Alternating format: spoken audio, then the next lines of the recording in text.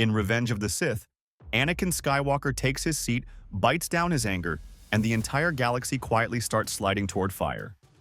The Jedi Order burns, the Republic collapses, and Darth Vader is born under Palpatine's hand. But what if he didn't? What if Anakin never sits down? Because instead of swallowing the insult, he finally tells the Council the truth right there in the chamber. And Palpatine's whole plan has to change on the spot. In this version of the story, that's exactly what happens. And nothing turns out the same. Let's begin. The Council chamber is quiet in that cold, ceremonial way. The kind of quiet that makes your heartbeat sound like it's echoing off the walls. 12 chairs ring the room.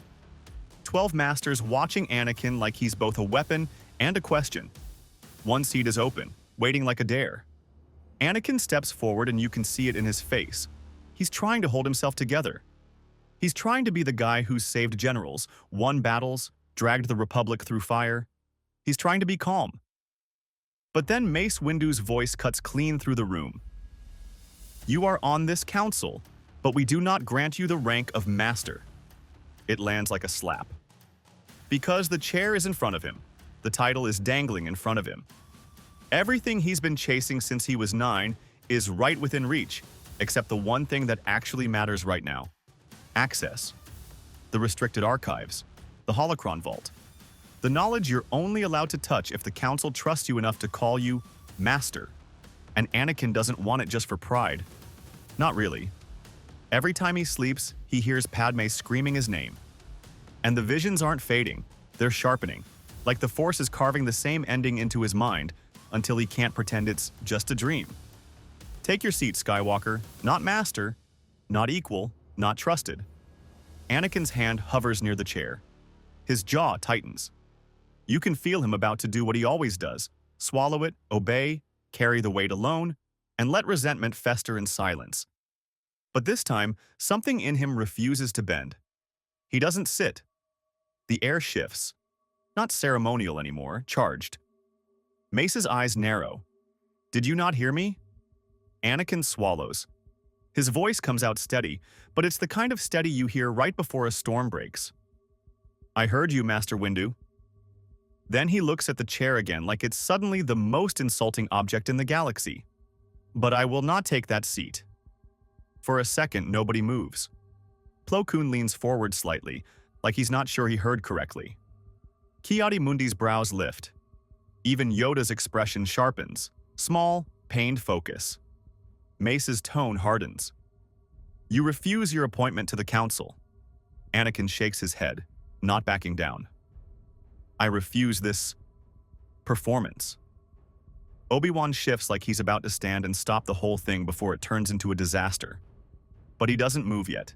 He's watching Anakin's face, recognizing that look. The look Anakin gets when he's trying not to drown. Anakin keeps going, and now the words finally spill out. Not polished, not diplomatic, real. The Chancellor appoints me to the Council. You accept it because you have to. Then you deny me the rank that comes with it. You give me a chair, but you make sure I understand I'm not one of you. The rank of Master is not granted because of politics, Mace says, clipped. It is earned. Earned, Anakin repeats, and there's a bitter laugh in it. What else do you want from me? I fought more battles than most of this council. I've watched friends die. I've made decisions that haunt me every night. I've done everything you've asked, and you still treat me like a problem you're managing. Obi-Wan finally stands. Anakin? Mace flicks him a look that says not yet. Anakin's breath catches, like he almost says too much, like he can feel the secret sitting in his throat. Yoda's voice is quieter than Mace's, but it hits deeper. Clouded you are. Fear, I sense. Anakin's eyes flash. You sense what you want to sense. That's when his hand drifts toward his lightsaber. It isn't a swing, not an attack. It's instinct, pressure, being cornered for the 1000th time. The Council reacts instantly. Kit Fisto rises, Sae-Tine's hand hovering near his own hilt, Plo Koon alert but not aggressive. Obi-Wan takes a step forward like a brother trying to catch someone before they fall. And then Yoda lifts one small hand. Anakin freezes. Not because Yoda is hurting him, Because Yoda is holding him in place like you hold a shaking glass before it spills and shatters. Speak, Yoda says quietly. Truth, tell us. Anakin's throat works. He could fight. He could explode. He could make this the moment where everyone points and says, "See? We were right about him." Instead, he does the one thing he's never done in that room. He admits the real reason. "I'm not demanding respect," he says, voice cracking just slightly. "I'm refusing to sit there while you pretend my voice matters, when you've already decided it doesn't." Mace's stare doesn't soften. "And why does the rank matter so much to you, Skywalker?" Anakin's eyes flick to Obi-Wan. For one heartbeat, his former master looks like he already knows the answer, like he's terrified of it. Anakin exhales. "Because I need the archives." The room goes still. "The restricted section," Anakin adds, and his voice drops lower. "There's knowledge there, about preventing death." Mace's expression sharpens. "Whose death?" Anakin's lips tremble. "The secret is about to ruin everything, Padme. His career, his place in the Order, maybe his life. But the nightmares have already ruined him. They've made him live her death 100 times in advance." So he says it. "I have an attachment." Obi-Wan's face changes. Not anger, not disgust. Pain, like a friend watching another friend step off a cliff. Anakin continues, words shaking now. "I've been having visions, premonitions. Someone I love, dying in childbirth." Yoda's eyes close for a long moment. Not judgment. Grief. Mace sits back, and for the first time you can see the shape of the truth landing in his mind. Not arrogance, not impatience. Fear, so deep it's driving everything. Then Anakin says the final piece, the piece that makes the room feel colder. "The Chancellor told me a story," he says, "about Darth Plagueis. About stopping people from dying." That name doesn't just disturb the Council, it stains the air. Mace's voice drops. "Palpatine spoke to you about Sith legends." Anakin tries to grab the moment back, to make it less damning. He's a politician. He knows things. He could have heard it anywhere. But even as he says it, he can hear how thin it sounds. Yoda's hand lowers. Anakin can move again. Mace stands slowly, like a door closing. "Skywalker, you will remain in the temple." Anakin blinks. "What?" "You will not leave," Mace says. "You will not meet with the Chancellor. You will not be used as his instrument." Anakin's voice rises. "You think locking me up fixes this?" "It keeps you from becoming the weapon he wants," Mace snaps, and now his patience is gone. "Hand me your comlink." For a second, Anakin considers refusing. Then he sees the fire in Mace's eyes and realizes this isn't politics anymore. This is containment. This is survival. He hands it over. Temple guards appear within minutes. And then Sin Dralig, Battlemaster of the Temple, steps into the corridor like a quiet wall of certainty. Not cruel, not theatrical, just immovable. Anakin is escorted out of the council chamber, past the empty seat he never took. And across the city, in a windowed office looking over Coruscant's endless lights, Palpatine expects Anakin to come. He counts on it. The boy he's been shaping for 13 years, furious and wounded, desperate for someone to finally say, "I see you." But Anakin doesn't come. Mas Amedda enters with cautious steps. "Chancellor, our contacts in the temple report that Skywalker refused the appointment." Palpatine's face doesn't change, not on the outside. But behind his eyes, the calculation begins. Because the chair was never the plan. The chair was a lever. And if that lever doesn't work, Palpatine has others. Far below the Senate district, buried beneath layers of old Coruscant, beneath forgotten foundations and sealed passages, there are places where the dark side clings to stone like smoke. Not a cartoon evil basement, a real wound in the planet's history. A Sith locus, old, hungry, amplifying fear when it's fed. Palpatine doesn't need Anakin in the open yet. He can shape the pressure around him. So the city starts to shift, not with explosions, but with emotion. News stories surface that feel oddly convincing. Jedi campaigns described with just enough horror to curdle public trust. Supply lines fail at the worst possible time. Relief shipments disappear into clerical errors. Senators who were skeptical yesterday wake up today with a tightness in their chest that makes them crave strong leadership. People don't realize they're being guided. They just feel afraid, confused, angry. And when Palpatine speaks, his voice sounds like safety. Inside the temple, Anakin paces his quarters like a caged Nexu. The guards outside his door aren't cruel, but they're undeniable. Every time he reaches for the Force, he feels something tug back from the city, like a whisper calling his name. If the Jedi cast me out, any chance of saving her goes with them. He clenches his fists. Get out of my head. Late that night, the door opens. Not to release him, to invite him. Yoda stands there, small and heavy with exhaustion. Walk with me, Yoda says. Anakin's first instinct is suspicion, but it collapses under his own loneliness. He follows. They move through the temple halls, hushed and echoing, past younglings asleep, past statues of masters whose names Anakin only knows from history. In the mess hall, Yoda sits with him like a teacher who finally drops the mask. Easy, Yoda admits. Letting go is not. Anakin stares. Then why do you act like it is? Yoda's gaze drifts somewhere far away. Many friends I have buried. Many students I have lost. Strong I appear, because I must. Alone. I say goodbye. Anakin's throat tightens. It's the first time he's ever heard Yoda sound like a person instead of a rule. I'm not asking to break the Force, Anakin says. I'm asking to save my wife. Yoda doesn't answer that directly. He can't. Not without opening doors the Jedi sealed long ago. But he gives Anakin something else. Presence. And for one fragile moment, it almost works. Until a transmission comes in from the Outer Rim.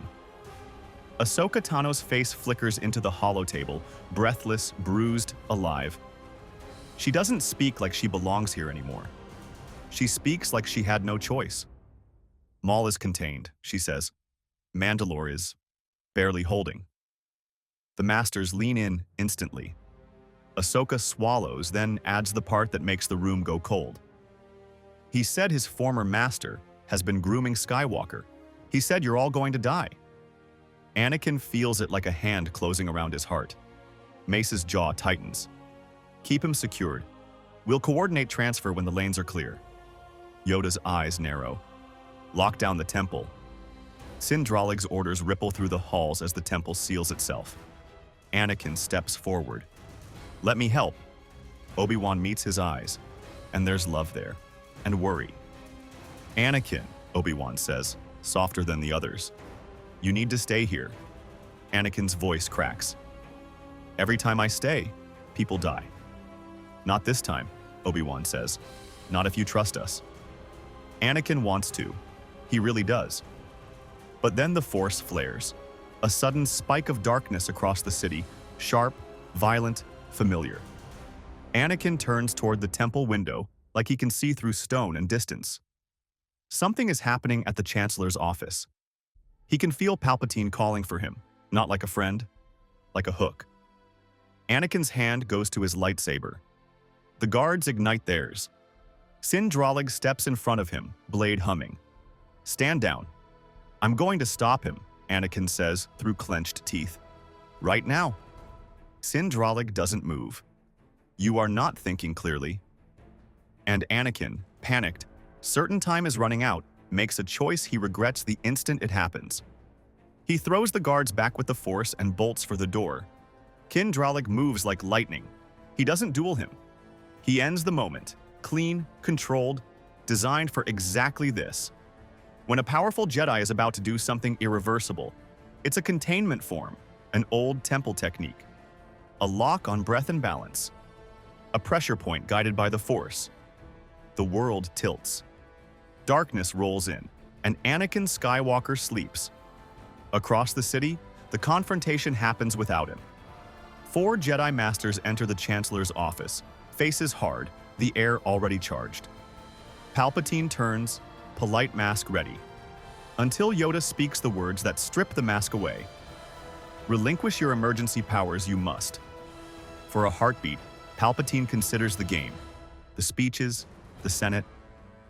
Then he feels it, the temple sealed, Anakin absent. The easy path is gone. So he stops pretending. "I am the Senate," he hisses.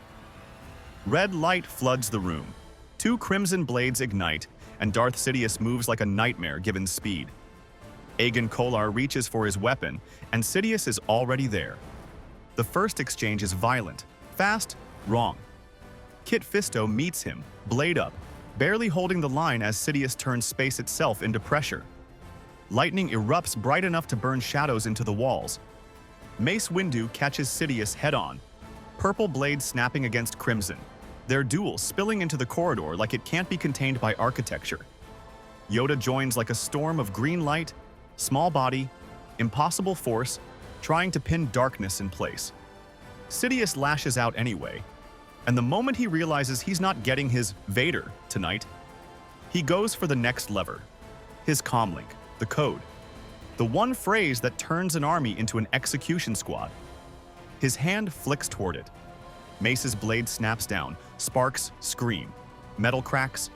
The transmitter shears in half and dies smoking on the floor. Sidious howls, lightning blasting, trying to fracture Mace's will. Mace doesn't break. Yoda hits Sidious with a force push that feels like the weight of the temple itself. Sidious stumbles, and in that single opening, one heartbeat where the Sith is off balance, Mace strikes. Not a kill. A disable. A cut that ends motion without ending life. Sidious hits the floor hard, bleeding, furious, still trying to crawl back toward control.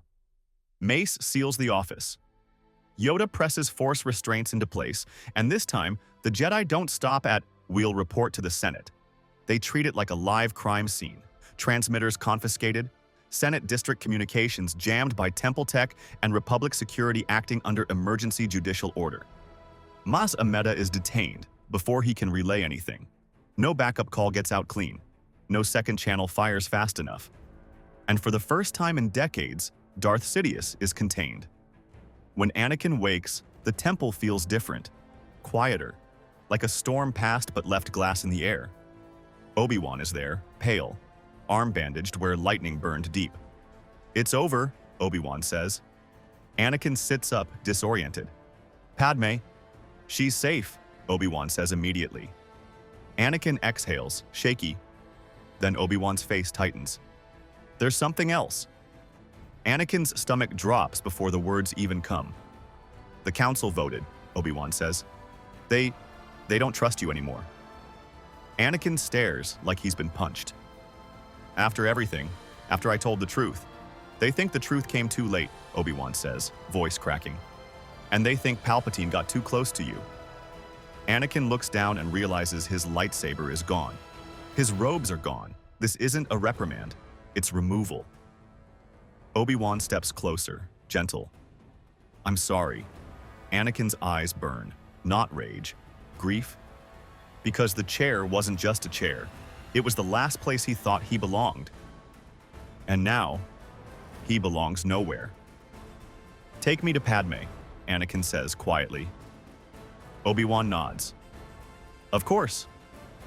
Padme is waiting when they arrive, hands over her belly, fear written across her face until she sees him. Anakin steps into her arms like he's been holding his breath for months. "I thought I lost you," she whispers. "You didn't," he says, "and you won't."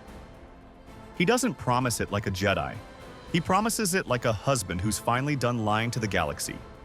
In the weeks that follow, Coruscant trembles through a crisis it never expected. The Republic learns its beloved Chancellor was a Sith Lord. The Senate reels. The war collapses faster than anyone thought possible. Not because it magically ends overnight, but because the Sith at the center of it is suddenly in custody, and his web starts to unravel under real scrutiny. And the Separatist leadership, normally a ghost story that slips away, doesn't get that chance here. With Sidious detained, investigators seize his private war channel logs and encrypted financial trails. Bail Organa and Mon Mothma push oversight through the Senate like surgeons cutting rot out of an infected body. Mustafar lights up in the evidence trail like a flare. Republic forces move before anyone can vanish. For a brief, terrifying stretch, the Jedi don't take over the Republic. They hold custody. A Sith prisoner, a shattered government, 1,000 politicians shouting over who gets to touch the evidence and who gets to rewrite the story. Captain Typho runs security on Padme, like she's the last honest thing left in the capital. And in the middle of it all, Anakin stays out of the spotlight because the order that raised him has let him go. He is no longer trying to win their approval. He's trying to build something real before the galaxy collapses again. Then the night comes. Padme goes into labor. Anakin sits beside her, terrified of a nightmare that no longer visits him, but still lives in his muscles. He remembers the Tusken camp, the heat of anger, the way loss turned into violence when he couldn't stop it. And then he hears a quieter truth under it all. Your focus determines your reality. Not a spell, not a guarantee, a choice. So when Padme cries out, Anakin doesn't spiral into panic. He doesn't reach for forbidden power. He doesn't hunt for someone to blame. He stays. He anchors. He breathes with her. And when the twins finally arrive, small, furious, alive, Anakin laughs like someone waking up from a long nightmare. Luke, Leia. The Force doesn't feel like a weapon anymore. It feels like a promise. Days later, Obi-Wan visits. He stands in the doorway like he's not sure he's allowed to be there. Padme smiles first. "Come in, Obi-Wan." Obi-Wan steps closer, eyes softening when he sees the twins. Anakin watches him carefully. "Did you come as a master or as my friend?" Obi-Wan swallows. "As your brother." They don't fix everything in one conversation. They can't. But they stand together in that quiet room, and for the first time in a long time, Anakin doesn't feel alone. Ahsoka arrives weeks later with Rex at her side, both of them exhausted and relieved the galaxy didn't become a graveyard overnight. Ahsoka holds Leia gently, stunned. "I never thought I'd see this version of you." Anakin smiles, tired and real. "Neither did I." Rex clears his throat, awkward. "You know, you always have a home with the 501 Saint." Anakin shakes his head. "No more ranks, Rex?" Rex nods, understanding. "Then you have a home with your friends." And somewhere deep beneath Coruscant, inside a maximum security cell layered with Republic tech and Jedi wards, Darth Sidious sits alone. No Empire, no Vader, no throne. Just the knowledge that his perfect apprentice didn't arrive when the trap snapped shut. Because one night, in one room full of masters and pride and old rules, Anakin Skywalker looked at an empty chair and chose something stronger than ambition. He chose principle. Not because it was easy, because the alternative was becoming a monster. And the irony is, the chair that once symbolized Anakin's exclusion becomes a reminder of what the Jedi nearly forgot: accountability. Truth spoken out loud before it rots. Fear faced in the open instead of buried under duty. The galaxy doesn't become perfect, it becomes possible, and that's the difference.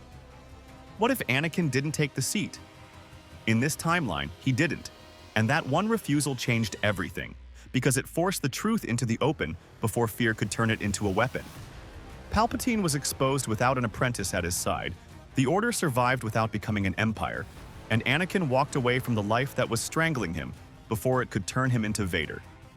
After that, the galaxy learned to breathe again. Not through control, through accountability, through the slow, stubborn work of rebuilding. If you enjoyed this alternate path, hit like, subscribe for more Star Wars stories, and may the Force be with you.